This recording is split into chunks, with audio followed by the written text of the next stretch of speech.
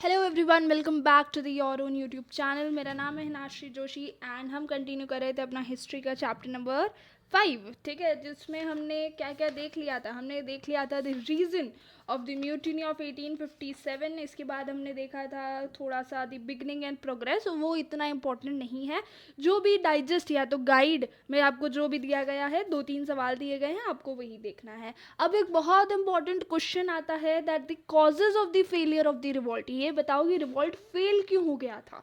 ठीक है, ये सवाल बार बार पूछा जाता है, तो इसको तो आपको याद करना ही है। ये कहाँ से शुरू होता है? नो इफेक्टिव सेंट्रल लीडरशिप तक, और ये खत्म होता है the early onset of the revolt. ठीक है, पेज नंबर 31। तो ये बड़ा आंसर है, पूछा जाता है तो इसे आप स्किप नहीं कर सकते। ओके, तो सबसे पहला एक बड़ा वजह थी फेलियर ऑफ द रिवॉल्ट की कि उसमें कोई भी सेंट्रल लीडरशिप नहीं थी। देखिए, आप जब भी कोई बड़ा मूवमेंट करते हैं, जब भी कोई बड़ी एक्टिविटी करते हैं, तो वी नीड अ लीडरशिप। एक ऐसे लीडर की ज़रूरत होती है जो चीज़ों को डिसाइड कर सके, जो हमें बता सके, क्योंकि हमारे पास इच्छा थी, ठीक है, कि हमें वही रिवॉल्ट करना है, हमें ब्रिटिशर्स का रूल को एंड करना है। लेकिन अब किस तरह से वो चीज़ें होंगी, कोई प्रॉपर प्लान नहीं था हमारे पास, कोई इंसान बताने वाला नहीं था, और सब अपनी मर्जी के मालिक थे। ठीक है, अगर कुछ लोगों को लगता है कि भाई हमें यहाँ जाना चाहिए तो वो वहाँ चले जाते थे। कुछ लोगों को लग रहा था कि नहीं भाई हम तो सिंपली प्रोटेस्ट करेंगे, तो वो प्रोटेस्ट करने लग गए थे। तो देख रहे हैं, यूनिटी नहीं है, और आप जब तक यूनाइटेड नहीं होंगे तब तक चीज़ें उस तरह से काम नहीं करेंगी। The main reason of failure of the mutiny was the lack of central leadership. Discipline among the rebels और वेरी वीक। रेबल्स कौन कौन? रेबल यहाँ किसे कहा जा रहा है? रेबल कहा जा रहा है उन आर्मी सोल्जर्स को। आई थिंक हमने एक टॉपिक स्किप कर दिया है क्या? Let me check out. हाँ देखो, नहीं नहीं, कुछ भी स्किप नहीं हुआ है, लेकिन यहाँ पे मैं आपको एक कॉन्सेप्ट बताना भूल गई हूँ। I am so sorry for that. जब तक वो क्लियर नहीं होगा तब तक ये वाला टॉपिक क्लियर नहीं हो पाएगा। तो देखो, पेज नंबर 27 पे आओ, the beginning and the progress of the 1857 revolt. ठीक है, उसमें ये वाला जो दिख रहा है, page number 27, last paragraph, the first incident took place in the Barrackpore army camp in Bengal, the soldiers of the 19 battalion. वो वाला जो पैराग्राफ दिख रहा है वो है ना, एक बार पढ़ लेना। और उसमें बताया जा रहा है कि आखिर रिवॉल्ट किया किसने था। तो सबसे पहले कहाँ पे शुरू हुआ था? तो बैरकपुर में, जो बंगाल के अंदर आया है, तो बैरकपुर में जो आर्मी कैंप है वहाँ पर ये रिवॉल्ट की शुरुआत हुई थी। दी soldier of 19th battalion. Battalion क्या होता है? The group of soldiers. ठीक है, तो जो 19th ग्रुप था सोल्जर्स का, उन्होंने सबसे पहले मना कर दिया था कि भाई हम ये जो फैट वाली कार्ट्रिज है उसे यूज़ नहीं करेंगे। इसके बाद उन ऑफिसर्स के ग्रुप को डिसबैंड कर दिया गया। डिसबैंड मतलब कि ख़त्म कर दिया गया। बोले कि अब आप लीगली आर्मी को सर्व नहीं करेंगे।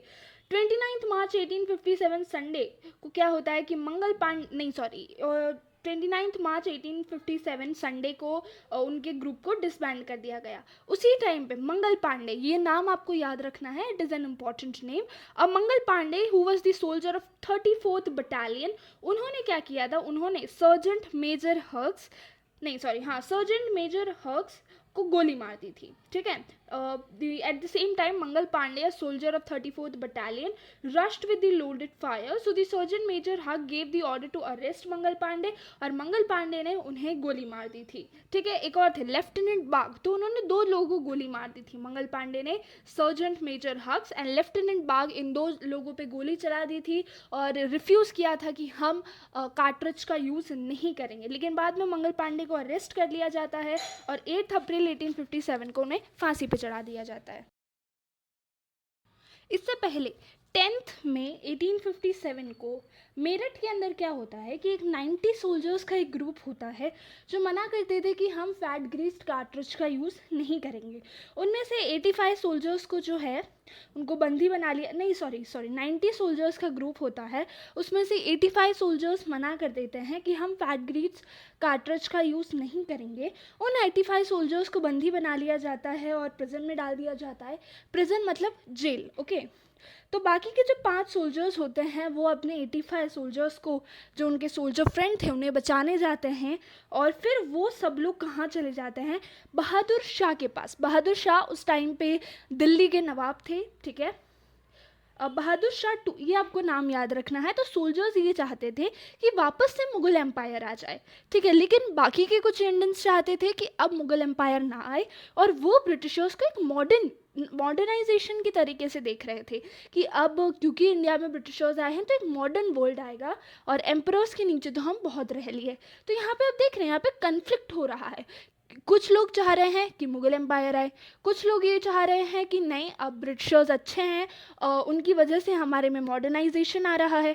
कुछ लोगों की इच्छा और थी। तो ये देख रहे हैं इसकी वजह से कन्फ्लिक्ट हो रहा है, और ये भी एक बहुत बड़ा रीज़न बनेगा हमारा the failure of the revolt. ठीक है, अब हम बात करते हैं the no effective central leadership. जैसा कि मैंने आपको बताया कि कोई भी इफेक्टिव सेंट्रल लीडरशिप नहीं थी, कोई भी डिसिप्लिन नहीं था। सोल्जर्स जो हैं वो अपने डिस्क्रिशन यानी कि जो उनके मन में आए वो कर रहे थे। ठीक है, Delhi, Kanpur, Allahabad, Jhansi, soldier had neglected the command of their leaders. तो दिल्ली, कानपुर, इलाहाबाद और झांसी में सोल्जर्स अपने लीडर की बात नहीं मान रहे थे और इररिस्पॉन्सिबल एक्ट कर रहे थे, जो उनके मन में आ रहा था वो कर रहे थे, क्योंकि अभी कोई भी उन्हें पूछने वाला नहीं है। Right now they are free. It had an adverse यानी कि बहुत बुरा, it has an adverse effect on the people mind and chaos was created. मतलब एक पूरे देश में क्या हो रहा है, केओस क्रिएट हो रहा है।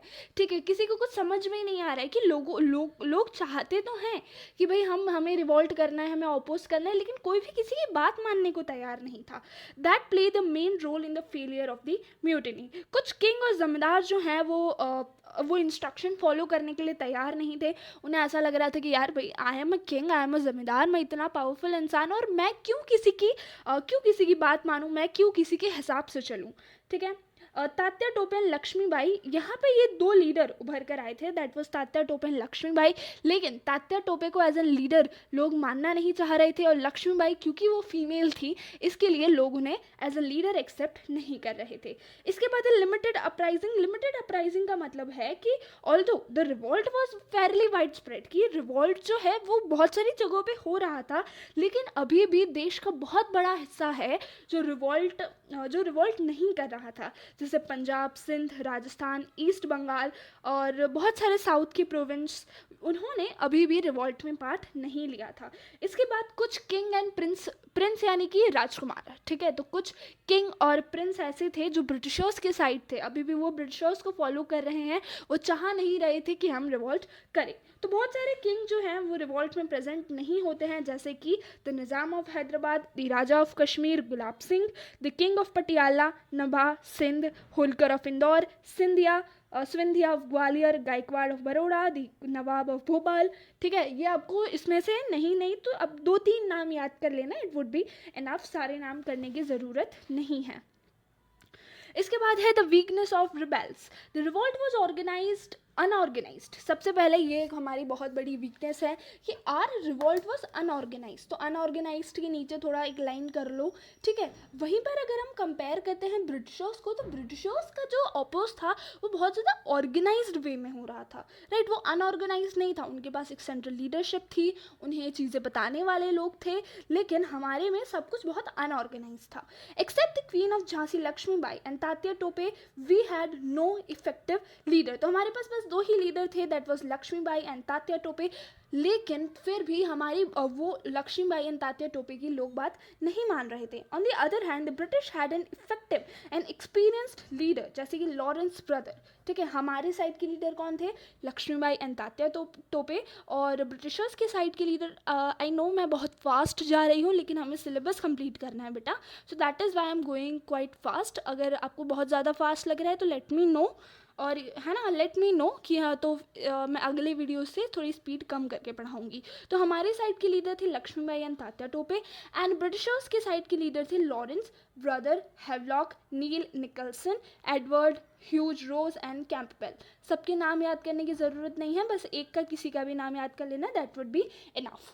The British army was more powerful in artillery and infantry, ठीक है। एलिटरी एंड इन्फेंटरी मतलब वो एलिटरी यानी कि जो सोल्जर्स चलते हैं ना, गन लेकर जो चलते हैं, उन्हें कहा जाता है एलिटरी। एंड इन्फेंटरी मतलब जो घोड़े पर सवार होकर चलते हैं, ठीक है। तो 2 टाइप के सोल्जर्स, जो एक पैदल चल के आ रहे हैं, दूसरा जो घोड़े पर सवार होकर आ रहे हैं, तो वो दोनों ही सोल्जर्स थे और वो काफ़ी पावरफुल थे। वहीं पे हमारे पास कोई भी ऐसी गाड़ियाँ वगैरह नहीं थी, हम तो बस पैरों पे चलने वाले सोल्जर्स थे, right. The rebel was lacking all the facility, we were lacking all the facilities, हमारे पास कोई फैसिलिटी नहीं थी, ना हमारे पास अच्छे वेपन्स थे, ना हमारे पास अच्छा कम्युनिकेशन सिस्टम था, ना हम चीज़ों को ट्रांसपोर्ट कर पा रहे थे, ना हम अच्छे से मैसेज को ट्रांसपोर्ट कर पा रहे थे। तो देख रहे हैं हमारी हमारी बहुत कमज़ोरियाँ हैं इस मोमेंट पे। The British navy had an steady supply of the soldiers and other material. देखो अब ब्रिटिश को अगर कोई भी मटीरियल सप्लाई करना है तो वो थ्रू नेवी कर लेते हैं, लेकिन हम क्या करेंगे, हमारे पास तो कोई नेवी स्ट्रांग नहीं है, राइट। फिर ब्रिटिशर्स के पास रेलवे था, टेलीग्राफ था, पर हमारे पास कुछ भी था क्या? नहीं, हमारे पास तो कुछ भी नहीं था, ठीक है। In short it was a victory of the planned system against an unplanned system. Okay, तो it was a victory of a planned system against an unplanned system. तो यहाँ पे एक प्लान सिस्टम जो है वो जीत जाता है against the unplanned system. Now the modern educated Indians did not support the revolt. जैसा मैंने आपको पहले बताया, द मॉडर्न एजुकेटेड इंडियंस थे वो ब्रिटिश रूल को as a form of modernisation देख रहे थे कि यार इंडिया में बहुत सारे क्या बोलते हैं ऐसे एविल्स हैं, जैसे कि सती प्रथा है, बहुत पुराने माइंडसेट के लोग हैं, बहुत सुपरस्टिशियस लोग हैं, लेकिन अब क्योंकि ब्रिटिशर्स आ रहे हैं तो एक नया एजुकेशन सिस्टम आ रहा है, एक नया मॉडर्न लाइफ आ रही है। तो जो एजुकेटेड इंडियंस थे वो इस रिवॉल्ट को सपोर्ट नहीं कर रहे थे। The lack of goal and patriotism. देखिए अब हमारे इंडिया में ही लोगों के बहुत अलग अलग गोल थे। जैसे मैंने आपको बताया कि जो रिबेल्स थे, जो आर्मी ऑफिसर्स थे, वो चाहते थे वापस मुगल एम्पायर आ जाए, लेकिन जो एजुकेटेड इंडियंस थे वो ये नहीं चाहते थे, एजुकेटेड इंडियंस वापस मुगल एम्पायर में नहीं जाना चाहते थे। वो चाहते थे कि नहीं यार ब्रिटिशर्स अच्छे हैं, वो एज एन मॉडर्न फॉर्म ला रहे हैं। तो देख रहे हो हमारे पास कोई कॉमन गोल नहीं है जिसके लिए हम सब एक साथ काम करें। इसके बाद है अर्ली ऑनसेट ऑफ रिवॉल्ट। ये मुझे लगता है कि ये सबसे बड़ा रीज़न हो सकता है कि क्यों हम फेल कर गए। देखो एक्चुअल डेट डिसाइड की गई थी कि 31 मई 1857 को पूरा देश एक साथ मिलकर ब्रिटिशर्स के अगेंस्ट रिवॉल्ट करेगा, सब एक साथ मिलकर फैट ग्रीस कार्टरेज को हम बैन कर देंगे। लेकिन हुआ क्या, 29 मार्च को ही पहले ही कुछ लोगों ने रिवॉल्ट की शुरुआत कर दी, और यहाँ पर ब्रिटिशर्स को टाइम मिल गया कि वो एक एक करके रिवॉल्ट को सप्रेस करे। अगर सब एक साथ रिवॉल्ट करते तो फिर सब अगर एक साथ रिवॉल्ट करते तो शायद ब्रिटिशर्स के लिए हार्ड हो जाता to suppress the movement. Okay, ना the format of mutiny and various opinions, ये कभी भी नहीं पूछा जाता है, तो आप चाहें तो आप इसे चाहें क्या, आप इसे स्किप ही कर देना, ठीक है। इसके बाद है द रिजल्ट ऑफ 1857 रिवोल्ट, कि अच्छा चलो हमने समझ लिया हुआ क्यों, हमने समझ लिया कि उसका स्प्रेड कैसे हुआ, फिर हमने बहुत सारी चीज़ें देखी, हमने देखा वो फेलियर क्यों हुआ। Okay, so now the result of the 1857 revolt. पहला है the end of the British east India company rule. देखो अब यहाँ पे क्या होता है, 1757 after the battle of Plassey एक कंपनी का रूल आ जाता है। British east India company India के ऊपर रूल करना शुरू करती है, और वो चलता है 1857 के रिवॉल्ट तक। 1857 के बाद जब इतना बड़ा रिवॉल्ट होता है तो पार्लियामेंट देखता है, इंग्लैंड का पार्लियामेंट देखता है कि यार कंपनी अब इफेक्टिवली रूल नहीं कर पा रही है, कंपनी के खिलाफ लोग काफ़ी ज़्यादा नाराज़ हैं। तो पार्लियामेंट क्या कहता है, कंपनी को बोलता है बेटा अब तुम लोग रुक जाओ, अब हम लोग आएंगे और हम अब रूल करना शुरू करेंगे। तो now the end of the east India company rule, the east India company rule is now ending. And अब किसका रूल स्टार्ट हो रहा है, अब हो रहा है द ब्रिटिश क्राउन का रूल है, तो ब्रिटिश पार्लियामेंट का रूल अब शुरू हो रहा है। कुछ एडमिनिस्ट्रेटिव चेंजेस किए गए थे। अच्छा ये पूछा जाता है, हाँ ये पूछा जाता है, पूरा पूछा जाता है, द रिजल्ट ऑफ 1857 रिवॉल्ट बता दो, तो आपको ये पूरा ही लिखना है। एडमिनिस्ट्रेटिव चेंजेस कुछ किए गए थे। सबसे पहले एक लॉ पास किया गया था इंडियन असेंबली में, और उसके अकॉर्डिंग अब इंडियंस को हायर पोजीशन पे रखना शुरू किया गया था, और स्लोली जो गवर्नमेंट है वो कॉन्स्टिट्यूशनल बन रही है instead of being an dictatorial. आपको शायद पीछे थोड़ा सा बैकग्राउंड में नॉइस आ रहा होगा, प्लीज़ इग्नोर इट, और मैं जो बोल रही हूँ आप प्लीज़ उस पर फोकस करें, ठीक है। तो अब यहाँ पे क्या हो रहा है, पहले ब्रिटिशर्स जो अपने मन में आता था वो करते थे, तो वो उनका जो फॉर्म था वो थोड़ा डिक्टेटोरियल था, ठीक है, राजतानाशाही वाला था। लेकिन अब चीज़ें कॉन्स्टिट्यूशन के हिसाब से चल रही हैं। Now the change in the policy toward the princely state, the doctrine of lapse. क्या था डॉक्टराइन ऑफ लैप्स, कि अगर आपका कोई बेटा नहीं है तो वो राज्य ब्रिटिशर्स के अंडर आ जाएगा। तो डॉक्टराइन ऑफ लैप्स की जो पॉलिसी है उसे अबॉलिश यानी कि ख़त्म कर दिया जाता है। After the mutiny this give an assurance to the king. तो यहाँ पे किंग को एक अश्योरेंस हो गया कि यार मेरे जो राइट्स हैं, मेरी जो डिग्निटी है, मतलब मेरी जो इज्जत है, मेरे जो एंसेस्टर्स के थ्रू जो मुझे राइट मिले हैं, जो प्रॉपर्टी मिली है, वो सेफ़ हैं। मतलब आप यहाँ देख रहे हो अब ब्रिटिशर्स धीरे धीरे हमारे राजाओं का, जमींदार्स का, लोगों का विश्वास जीतने की कोशिश करते हैं। Now the equal opportunities in job, कि अब इंडियंस को उनके क्वालिफिकेशन के हिसाब से जॉब देना शुरू कर दिया था उन लोगों ने। रीस्ट्रक्चर ऑफ आर्मी, अब आर्मी को थोड़ा सा उनका रीस्ट्रक्चराइजेशन किया जाता है। आर्मी के अंदर इंडियंस का नंबर अब कम किया जाता है। इंडियंस को उनका जो होम स्टेट है उससे दूर पोस्टिंग दी जाती है। उनके वेपन्स थोड़े कम कर लिए जाते हैं। अब सिख, गोरखा, पठान और राजपूताना रेजिमेंट बनाया जाता है। अब कुछ इकोनॉमिक पॉलिसीज़ में वो चेंज लाते हैं, जैसे कि इंडियन इंडस्ट्री, आयरन की जो इंडस्ट्री है, क्लॉथ इंडस्ट्री है, कॉटन इंडस्ट्री है, उन्हें प्रमोट किया जाता है। लेकिन अभी भी ब्रिटिशर्स के जो भी पॉलिसीज़ थी वो ऐसे ही बनाते थे कि उसका बेनिफिट ज़्यादा ब्रिटिशर्स को, लेकिन फिर भी धीरे धीरे हमारी इंडस्ट्रीज़ जो हैं वो ग्रो करना शुरू करती हैं। Exploitation of artisan and common public were increase, मतलब अभी भी एक्सप्लॉयटेशन तो हो ही रहा है, ठीक है, आर्टिसंस और कॉमन पब्लिक को परेशान तो किया ही जा रहा है, वो ख़त्म नहीं हुआ है, लेकिन फिर भी उन्होंने थोड़ा थोड़ा रिफॉर्म लाना शुरू कर दिया था, थोड़ा थोड़ा हमारा विश्वास जीतना उन्होंने शुरू कर दिया था। Road, railway and telecommunication, ये एक ऐसी चीज़ें हैं जो ब्रिटिशर्स ने वैसे तो खुद के लिए डेवलप की थी, लेकिन इसने हमारी बहुत ज़्यादा हेल्प की थी। इसके बाद है the change in social policy. The British government implemented the policy of divide and rule and continuously instigated communalism in India, ठीक है, कि उन्होंने डिवाइड एंड रूल को और भी ज़्यादा अप्लाई करना शुरू कर दिया था, और इंडिया में कम्युनलिज्म मतलब जातिवाद, रिलीजन के बेसिस पे लोगों को झगड़वाना अब उन्होंने शुरू कर दिया था। At a social level, the government began the conservative policies rather than the developmental policy. Government अब क्या कर रही है, कंजर्वेटिव पॉलिसी, मतलब बहुत ही छोटी सोच वाली पॉलिसी अप्लाई कर रही है। उनकी पॉलिसीज़ कभी भी इंडिया के प्रोग्रेस में या इंडिया के डेवलपमेंट में नहीं थी। अब उन्होंने कुछ रिलीजियस पॉलिसी भी अमेंड की थी। आप देखेंगे कि जब जब भी ब्रिटिशर्स ने इंडिया के रिलीजन में इंटरफेयर करने की कोशिश की है, हमने उन्हें कोई ना कोई बड़ा मूवमेंट दिया है, कोई ना कोई बड़ा रिवॉल्ट दिया है। तो ब्रिटिशर्स हमारे रिलीजन में ज़्यादा इंटरफेयर नहीं करते थे। Britishers had bought major changes after the mutiny, they become neutral over religion. बोला कि यार अब हम रिलीजन की तरफ न्यूट्रल हो रहे हैं, हम ज़्यादा भेदभाव नहीं करेंगे आपके रिलीजन में।